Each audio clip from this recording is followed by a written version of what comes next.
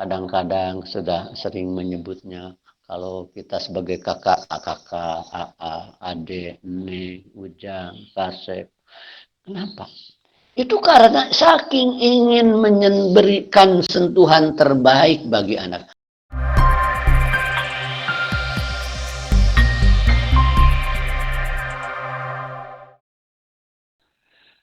Sulit menemukan lingkungan pendidikan yang sungguh-sungguh asli, tidak palsu.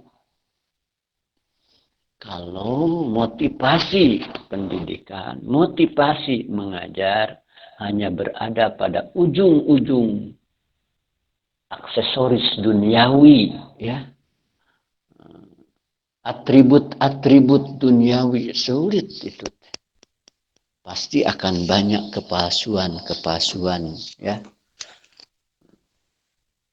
Nah, kembali kita lihat satu-satu. Tadi dimulai dengan surat Luqman. Tentu saja kita melihat apa? Melihat lingkungan pendidikan keluarga. Memang itu model yang sangat bagus sebagai satu bentuk lingkungan pendidikan keluarga, ya. Tidak semata-mata Allah tampilkan, kecuali di sana ada nilai-nilai yang sangat bagus, yang universal, yang secara terus-menerus bisa diteladani oleh manusia sepanjang zaman. Kita coba sedikit saja mengungkap, ya. Seperti bagaimana Nabi, bukan Nabi kan, Luqman itu, bayangkan, bukan Nabi, diangkat di dalam Al-Quran. Di dalam Al-Quran itu yang diangkat itu orang yang sangat menonjol baik atau yang sangat menonjol jelek, ya. Nah, Luqman bukan Nabi tapi sangat menonjol. Qala Luqmanu libnihi ya bunayya, qala wa huwa ya'iduhu ya bunayya la. Ibarat kala Luqman berkata, wa huwa ya'iduhu, dan dia menasehati. Nah, ini nasihat satu metode. Sudah mulai dengan metode ini. Ya'iduhu itu mau'iduh. Artinya kata-kata yang mampu menyentuh kepada emosi dan ruhiyahnya. Ya. Artinya seorang bapak itu tanpa harus di briefing, ditatar, itu sudah menjadi kebutuhan, kata-katanya itu mau menyentuh emosi dan ruhiyahnya. Kenapa?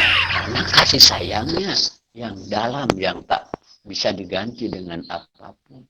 Maka katanya, ya bunayya, anakku. Kalau bahasa Sunda maki ujang anakku sayang. Ya bunaya itu dina ibnun ditasgir, dikecilkan itu untuk mengungkapkan rasa sayang. Bunaya, anakku, yang anak kecilku, bunaya itu. Wahai anak kecilku. Artinya apa? Seorang bapak kepada anaknya tanpa harus diminta dan harus dilatih, itu pasti akan memanggil anaknya dalam rangka ini, dalam konteks mendidik, dengan kata terindah untuk anaknya, kata yang paling menyenangkan, ya. Itu mah tuntutan apa? Tuntutan inheren dari dalam dirinya karena kasih sayang. Nanti kalau kamu sudah jadi bapak atau orang tua kamu, kadang-kadang sudah sering menyebutnya kalau kita sebagai kakak, adik, nek, ujang, kasep. Kenapa? Itu karena saking ingin memberikan sentuhan terbaik bagi anak, jarang menyebut namanya. Hei, Kamal, jarang bapak. Kamal, kesini, jarang. Tapi karena apa? Karena saking sayang ingin menyentuh. Kadang-kadang menyebut nama itu kalau hanya saat marah saja. Ya, itu Anda rasakan. Kenapa orang tua jarang menyebut nama? Kakak, adik, neng, teteh. Oh, kenapa? Itu saking tidak mampu menyebut namanya itu sakut kurang berkenan menunjukkan bagi anak. Itu proses pendidikan dimulai dari sana, saudara. Ya, harus dimulai dari sana. Sapaan. Sebab dari sana maka akan terjalin komunikasi atau hubungan intensitas kasih sayang. Kalau masing-masing telah merasakan hubungan kasih sayang, maka akan tumbuh saling percaya. Setelah ada saling percaya, maka akan ada kesediaan dari masing-masing untuk mengidentifikasikan diri. Mengidentifikasikan diri itu menyamakan diri. Gini, menyamakan diri itu. Kalau anak melihat sifat bapaknya yang baik, dia ingin seperti bapak. Kalau melihat ibunya juga sangat soleh, anaknya juga ingin. Nah, itu mengidentifikasikan. Atau juga menampilkan sifat-sifat terbaik seperti yang diharapkan oleh ibu bapak. Itu artinya mengidentifikasikan diri. Ya. Nah, timbul kepercayaan. Kalau ada kasih sayang yang dalam, timbul ada rasa percaya untuk mengidentifikasikan diri, artinya mempertaruhkan perilakunya sesuai dengan apa yang dikatakannya.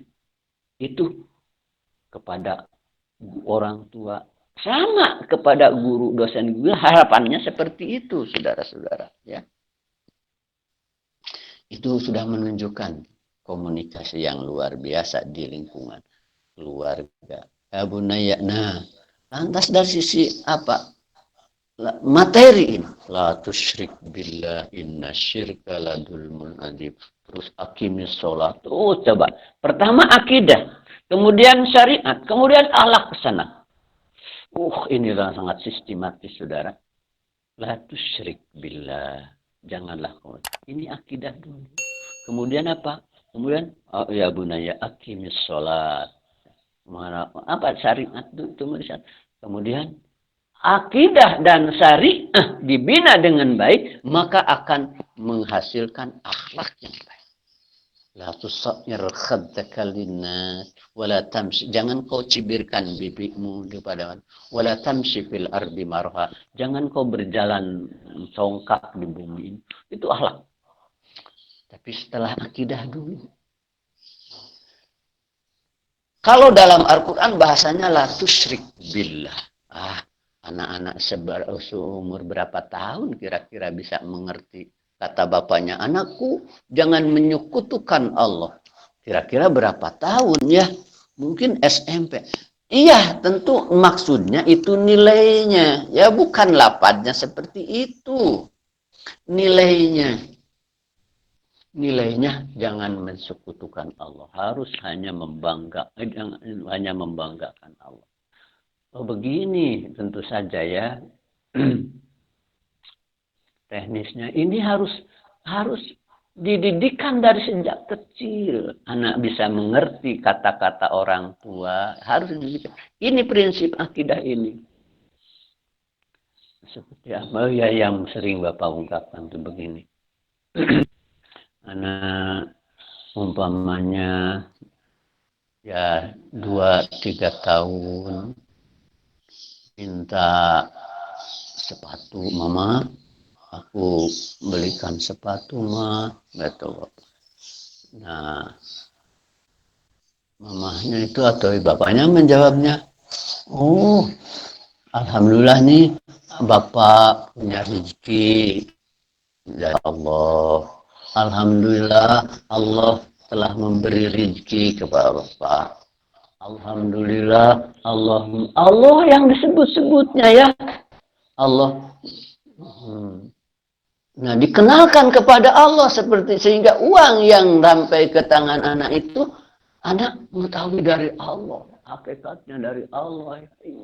Tidak usah bicara hakikatnya, ini dari Allah. Nah, sebab bapak usaha pun kalau Allah nggak beri, kan Allah nggak bakalan punya. Dikenalkan dari sejak itu. Ya.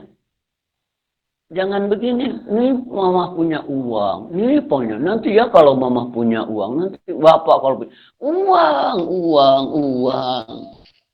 Apa yang akan diagungkan oleh anak? Tentu saja bukan Allah. Dari sana, saudara-saudara. Ya, ada tamu. Bagaimana menghadirkan akidah tatkala menyambut tamu, ya sama seperti tadi. Nah, itu kita Allah menyuruh kita, Allah sebut Allah, gitu ya. Kita berikan ini ya, jamu dengan ini, kan ini juga hanya dari Allah. Oh, semuanya dikenalkan. Nah, seperti itu maksudnya pengenalan la tusyrik billah itu dari sejak kecil di keluarga. Tentu ini pun sama di tingkat persekolahan, universitas juga seperti itu. Cara membinakannya ya. Maaf ya. Dari kemarin ini. Nah, kalau udah akidahnya kuat, saudara, tidak akan sulit ngajak ke masjid yuk sama bapak, bangga itu. Tapi akidahnya dulu tanamkan ya, seperti tadi. Ya, nanti Anda berkeluarga, rancang komunitas itu. Oh, banyak saudara. Coba bayangkan, kadang-kadang orang tua hanya masalah kecil atau ya masalah makan saja ya. Oh, sedang makan langsung kita bersyukur dulu yuk kepada Allah, berdoa yuk dipimpinku. Silahkan anak. Semua ini rezeki dari Allah. Begitu ya.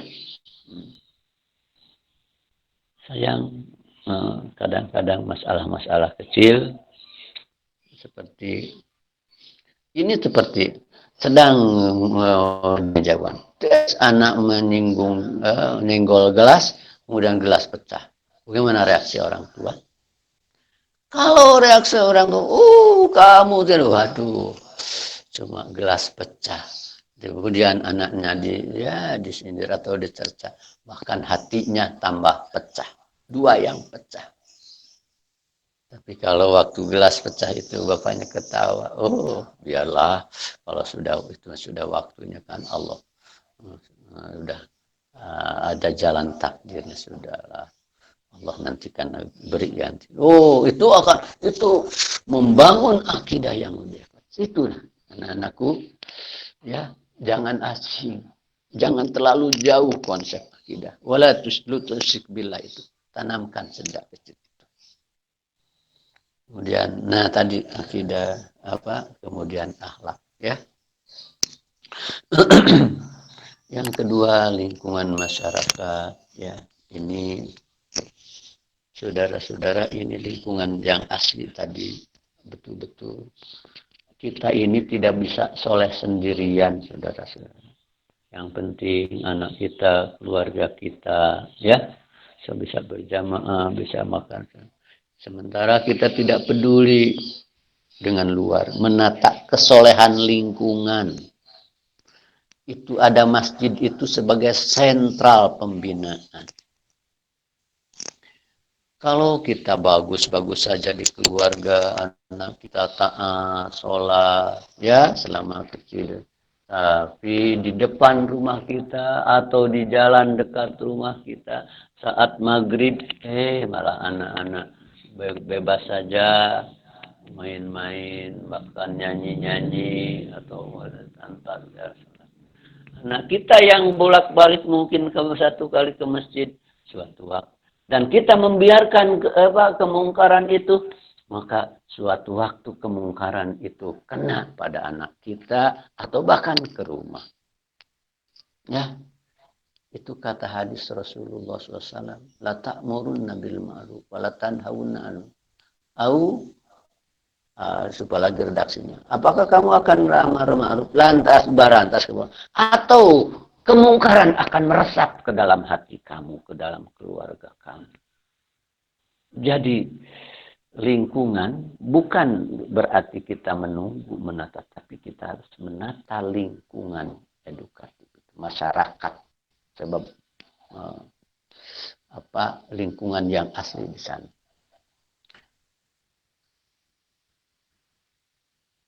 Kalau diumpamakan bahwa tidak amar ma'ruf nahi munkar itu ini waktu kama sali kaumin istahamu ala safinatin, seperti orang-orang yang naik ini kapal ya, yang dibagi 2 tingkat hanya kapal itu, ada yang mendiami tangga atas dan di atas. Tatkala ini kemungkaran yang dibiarkan akibatnya ya. Tatkala yang bawah perlu air katanya ya, kepada orang-orang atas, tolong biarkan saja, saya akan melubangi perahu ini karena saya perlu air dan tidak perlu mengganggu kalian. Begitu, itu kemungkaran. Kalau orang-orang yang di atas itu diam saja, tidak memegang tangan orang-orang yang di bawah, wah, halaku jami'an, semuanya celaka. Artinya kalau kemungkaran itu dibiarkan saja di lingkungan kita, semuanya akan kena. Tapi wa in akhadu bi aidihim, tapi kalau segera orang-orang di atas itu memegang tangan-tangan mereka, najau jami'an, semuanya selamat. Nah, lingkungan itu bisa memberikan pendidikan tentu kalau baik, dan kebaikannya itu tidak ditunggu. Dan kita di tengah lingkungan itu tidak bisa soleh sendirian, tidak bisa soleh sekeluarga, tapi harus membangun lingkungan. Di sini pendidikan jadi lebih luas, ya, pendidikan jadi sangat lebih luas. Yang terakhir lingkungan sekolah. Nah, Bapak lewat itu ada lingkungan lain. Dari segi tadi lingkungan masyarakat, masyarakat dan sekolah, ada lagi pembagian lingkungan pendidikan itu lingkungan psikologis dan lingkungan fisik. Lingkungan psikologis itu jauh lebih penting ketimbang lingkungan fisik. Lingkungan fisiknya sekolah itu banyak gambar atau di rumah saja. Ada lingkungan fisik, ada di setiap lingkungan sekolah, lingkungan keluarga, ada lingkungan fisik, ada lingkungan psikis. Setiap lingkungan, umpama jadi sekolah, lingkungan fisiknya bagus-bagus, itu di dindingnya, gambar-gambarnya, apa yang bagus-bagus, yang edukatif, lapat-lapatnya. Tapi yang datang anak-anaknya ke sana, semuanya sedang obsesi dengan dunia. Guru-gurunya juga hanya mengembangkan kehidupan duniawi semata-mata, ya. Nah, sehingga lingkungan yang ada di dinding dengan yang di hati itu tidak sejalan. Nah, lingkungan yang di dalam dada itu lingkungan psikis. Ya. Tentu saja sebaiknya sejalan. Ya. Di gambar itu ada, di dinding itu ada la ilaha illallah, ada subhanallah. Maka umpamanya yang dibicarakannya masalah ekonomi oleh guru itu, tapi disambungkan dengan lingkungan fisik itu setiap, wah, nah, lingkungan fisik dan lingkungan psikologis itu betul-betul nyambung, ya. Nah, kadang-kadang guru memulai dengan arahan, ya. Kemudian atau ya, kemudian datang anak-anak dengan masalah tersendiri sendiri, kebingungan, yang sedang marah datang ke sekolah. Nah, dia harus dibawa dulu batinnya ke lingkungan edukatif yang sedang dibangun. disatukan dulu. Yang itu yang biasa Bapak katakan menghadirkannya. Ya, itu bawa dulu ke satu situasi lingkungan yang sama. Kalau tidak ada dalam lingkungan yang sama secara psikologis, guru bicara surga, anak sedang mengkel kepada itu tidak akan nyambung pikiran, tidak akan nyambung. Atau sedang marah, sedang benci, maka sebelum itu didamaikan dulu. Kalau nyanyi itu disamakan dulu suaranya ya. Coba dibawa kepada lingkungan yang sama. Oh, dindingnya nggak ada apa-apa, polos saja. Atau bahkan gambar-gambar yang tidak yang tidak cukup menunjang. Tapi kalau guru mampu terus menciptakan lingkungan psikisnya, jiwanya lebih terarah, itu jauh lebih penting. Ya. Nah, ketimbang banyak di lingkungan fisiknya orang simpul-simpul, tapi lingkungan psikisnya kurang tersentuh. Nah, itu sudah dua lingkungan tadi. Yang tadi itu ayat yang kedua itu apa ya? Ya ayat ya ayyuhalladzina amanu qu anfusakum, itu keluarga ya, mendukung keluarga. Tapi di sini juga peduli terhadap potensi-potensi anak ya. Potensi ada eksistensi anak maksud saya. Eksistensi anak di hadapan orang tua dalam pendidikan itu di ayat itu amanah, saudara. Jadi ayat amanah. Kemudian ada eksistensi anak itu dalam Al-Quran itu ada durriyah. Durriyah itu cucu, sebagai maksudnya anak itu sebagai pewaris nilai. Durriyah. Anak itu sebagai pewaris nilai. Ya, itu konsep-konsep Al-Quran. Ada jinah anak itu, zinatul hayatid dunya, al-malu wal banun, zinatul hayatid dunya. Anak itu zinatul hayatid dunya, artinya perhiasan kebanggaan. Betapa begitu lahir seorang anak di hadapan orang tua, girangnya luar biasa. Ya, diberi terbaik, di pakaian terbaik, puas orang tua melihat anaknya berbaju yang rapi, walau dirinya tidak kebagian dari hasil kerja kerasnya, puas karena anak zina, kebanggaan ya. Apalagi ya, mana bahwa anak itu hadir di hadapan orang tua memiliki nilai tanggung jawab. Turjahlah zina, apalagi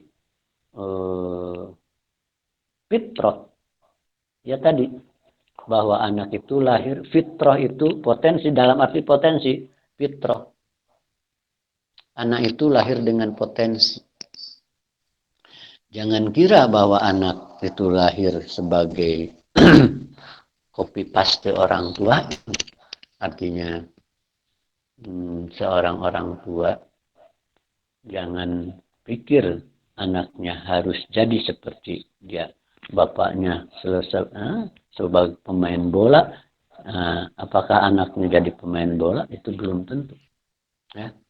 Tidak bisa dicetak begitu, tapi harus bisa jadi anak itu punya potensi lain ya.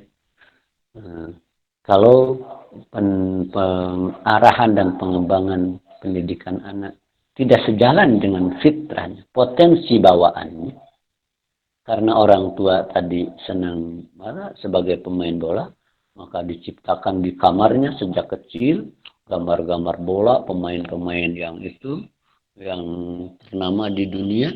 Mungkin dalam waktu tertentu, kalau anaknya memang sama ke sana, bagus. Tapi ternyata kalau anaknya lain, untuk masa tertentu anak bisa ikut mengikuti itu. Tapi saat anak dewasa, dia mencari jati dirinya, artinya bisa ditinggalkan. Nah, ada karena apa? Eksistensi anak di hadapan orang tua itu fitrah. Apalagi ya, ada rasanya satu lagi 5 kalau tidak salah ya. Nah, sampai berapa masih ada? terakhir saudara, ayat karena Bapak ngikuti ayat yang dibahas. Afala yanduruna ilal ibili kaifa khuliqat wa ilas samai kaifa ru'ifat wa ilal jibali kaifa nusibat wa ilal ardi kaifa. Afala yanduruna ilal ibili kaifa khuliqat. Tidakkah mereka berpikir bagaimana unta itu diciptakan? Bagaimana langit ditinggikan? Bagaimana gunung ditancapkan, bagaimana bumi diratakan. Tentu saja istifham di sana. Pertanyaan di sana bukan pertanyaan, tapi istifham inkari. Artinya kamu harus berpikir, ya. Kamu jangan begitu, harus berpikir untuk melihat makhluk itu bagaimana unta di situ. Artinya inilah nador ini. Termasuk metodologi kajian atau pengamatan ciptaan Allah. Ini satu metodologi saudara berpikir. Kalau ada ru'yah, nah bersamaan dengan ru'yah, ya. Pengamatan empirik, nador juga empirik, tapi juga lebih dalam, ya, sampai kepada mawaro al-mar'i, sampai kepada yang di belakang, yang metafisik. Nah ini ya, penelitian yang, nah ini alam ini maksudnya supaya kita melakukan pengamatan sebatas fakta-fakta alamnya, fenomena-fenomena alam secara empirik. Nah, dengan nador dibimbing supaya kita dibimbing berpikir kepada meta empirik, metafisik. Ya, jadi lebih ini. Jadi menggunakan ru'yah sebagai empirik, kemudian nador membawa kepada yang meta empiriknya, metafisiknya. Nah, ini satu metode. Maka kalau sekarang ada sekolah alam, memang aslinya pendidikan yang Allah bimbingkan kepada manusia itu alam sebagai lingkungannya, lingkungan asli. Ya. Sebab media-media yang di alam jauh lebih utuh, lebih komprehensif.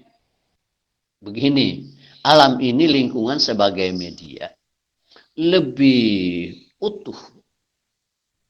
Kalau kita membawa media ke kelas dalam bentuk gambar, katakanlah sapi dalam bentuk gambar, beda jauh dengan media yang langsung di alam.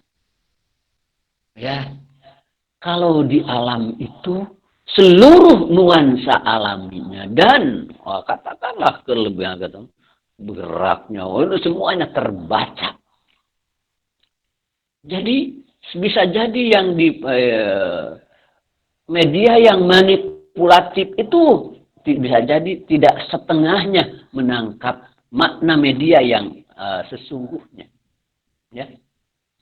Nah, karena itu alam sebagai lingkungan luar biasa. Maka sekolah alam nantinya anak-anakku, kalau pembelajaran dengan menggunakan media alam, maka anak akan lebih cepat berkembang, meneliti, ya, lebih cepat menemukan jati diri dan potensi khususnya, artinya kecenderungannya apa. Impian Bapak begitu, ingin sekali, seperti memang Al-Quran begitu, ya. Semuanya yang ditampilkan metode dalam Al-Quran tentang fenomena alam itu ditempatkan sebagai media untuk mempelajari hukum alam itu sendiri, ya, berupa apa? Teori-teori alamiah, tapi bagi umat Islam harus sampai kepada metafisik, ya, sehingga antara Quran dan alam ini merupakan mengatakan satu kebenaran yang sama. Sebab tidak akan ada pertentangan ilmuwan ilmiah, ya, dengan kebenaran Al-Quran. Kalau kajian alamiahnya betul-betul objektif. Di satu sisi dan di lain sisi, kalau pemahaman Al-Qur'annya komprehensif, maka akan bertemu pada satu titik yang sama. Sebab Al-Quran wacana-wacana global tentang alam dan kehidupan yang bisa mengcover terus kebenaran-kebenaran alam itu. Sedangkan alam adalah realisasi dari apa yang Allah nyatakan itu. Sebagai contoh, masih ada waktu, ya 2 menit lagi. Seperti apa ya? Oh ya, wa min syai'in illa yusabbihu bihamdi. Walakin la tabqahuna tasbihahu. Tidak ada satu perkara pun kecuali bertasbih kepada Allah. Ya. Tapi kalau bertasbih bihamdi dengan memuji Allah. Tapi kamu tidak paham bagaimana. Ayat ini diturunkan, ya sudah berapa abad yang lalu, 15 abad, 14 abad ya yang lalu.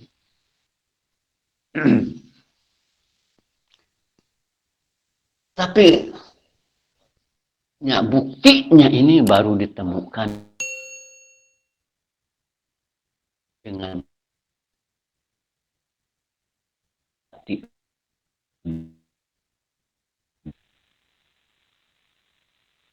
cara ini ya.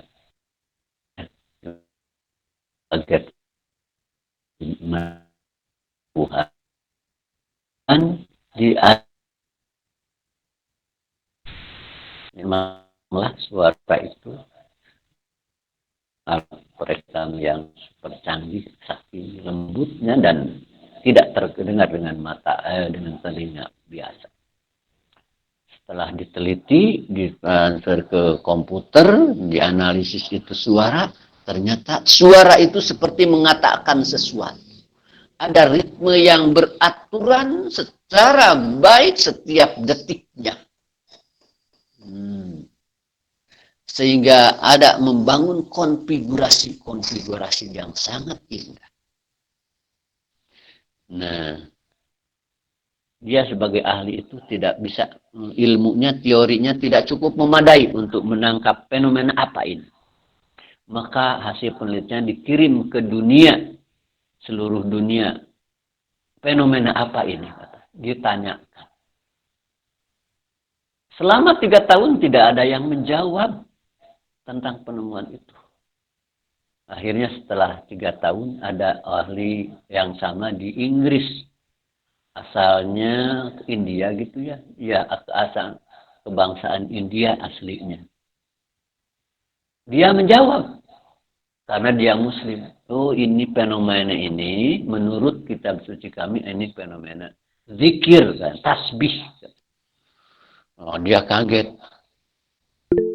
Karena belum mengerti, datang ke Inggris menemui orang itu.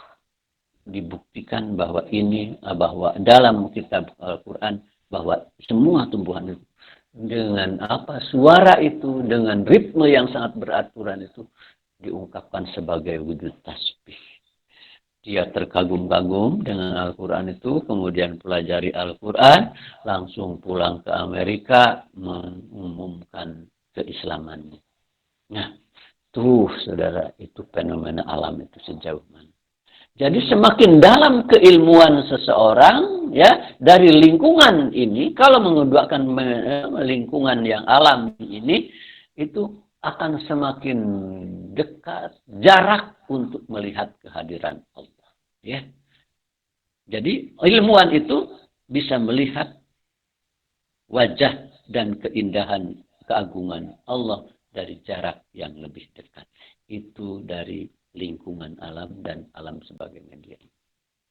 Itu saja saudara-saudara. Mohon maaf, Bapak mencoba seperti ini. Karena tadi siaran begini, pakai ya siaran langsung dengan tadi itu maaf ya pembukaan TV UPI saudara. Dari kemarin Bapak persiapan dan sekarang tadi live-nya pembukaannya. Maaf juga beberapa kali Bapak tidak bisa hadir karena 2 minggu kemarin juga Bapak kebetulan di Senat. Kenapa ya ada pemilihan rektor baru 1 tahap, masih terus. Jadi ada hari-hari yang tidak bisa. Bapak tentu beberapa hari di kampus, hanya beberapa orang itu pun.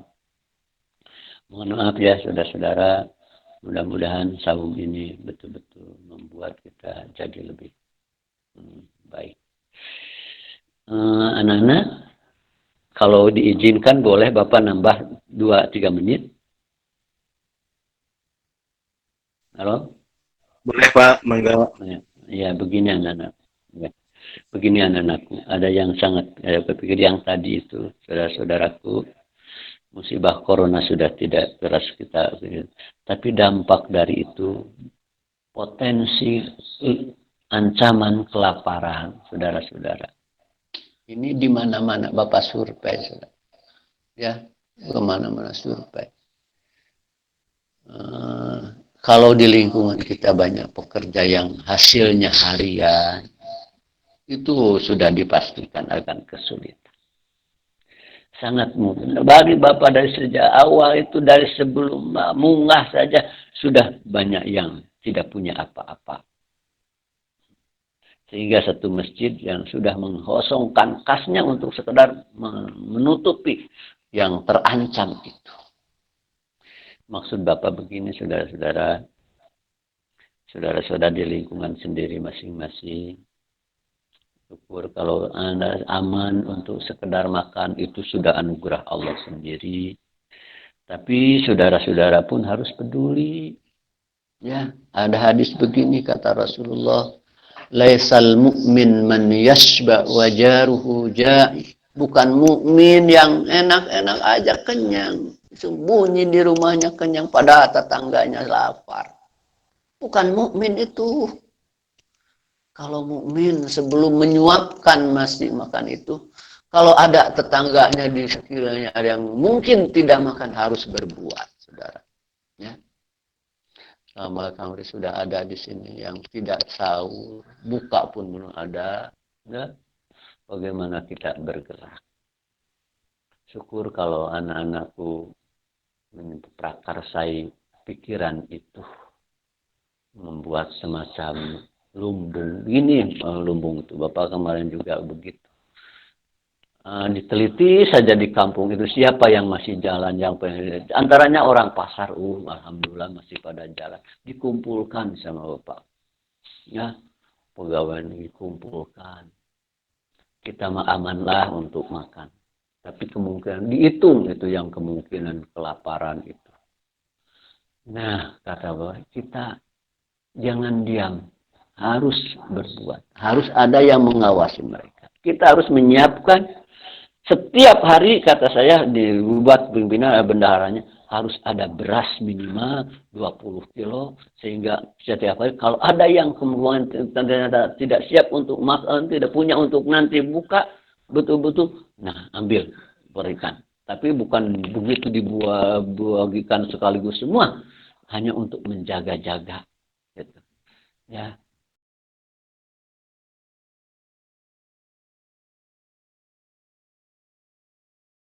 Kalau kemudian dari lingkungan kita ada yang sakit karena kelaparan, padahal ada orang yang masih makan. Ya, tolong bicara dengan siapa saja Anda mungkin ya. Salam kepada orang tua kalian. Tolong itu pesan dari ya Rasulullah SAW. Kita harus betul-betul peduli. Nah, Ramadan ini lain, betul-betul. Harus membuat kita lebih baik. Itu saja anak-anakku. Mohon maaf ya. Dan kita terus harus saling mendoakan ya. Bapak doakan kalian. Kalian juga harus mendoakan Bapak ya. Kita akhiri dengan doa kifaratul majlis. Subhanakallahumma rabbana wa bihamdik. Assalamualaikum.